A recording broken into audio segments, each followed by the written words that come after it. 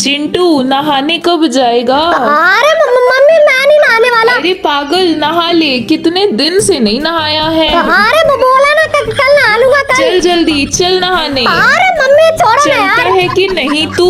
लो भाई साहब देख लो यार, साला गर्मी के दिन में भी ये साला चिंटू नहीं नहाता है। A few moments later.